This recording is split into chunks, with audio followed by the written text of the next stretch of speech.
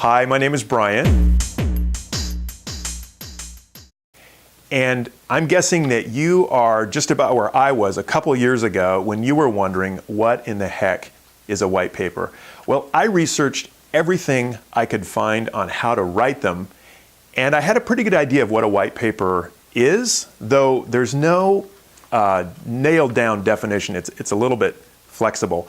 Basically, a white paper is, number one, it's a report that is, number two, written about a problem that's pretty compelling for the reader. And then number three, the author of the white paper generally identifies himself in the white paper. So after learning how to write them and basically what one is, I went scouring the web every day looking for examples of good white papers. And I skimmed hundreds and hundreds of them. And I found maybe several dozen that even fit that definition, and then even fewer of those that were any good or were compelling.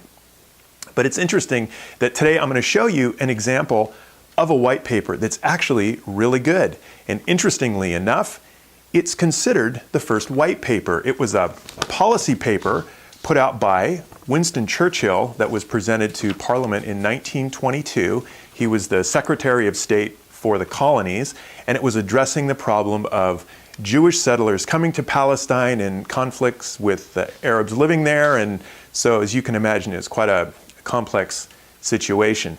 Well, what was great about this white paper, and it's like if I can get it open, it's just this long. It's 4 pages, and it was a report, and what it did was it looked at the history of the conflict, and then it kind of did an overview of the current situation and things that they had tried that didn't really work, and then it laid out what Churchill and his department believed was going to be a solution for the problem.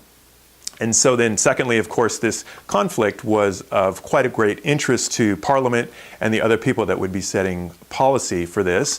And in fact, when you do a white paper for marketing, you're hoping it will serve the same function as Winston Churchill's, and that somebody will take your white paper, take it into a meeting, and because you've done such a great authoritative report, they're going to say, look, this has information that is really going to help us make a decision. And then finally, of course, Winston Churchill put his name to it. Usually the author puts their name on it, and it's actually by writing a white paper and putting your name on it, you can actually gain authority if you don't have it, if you're not quite as well known as Winston Churchill.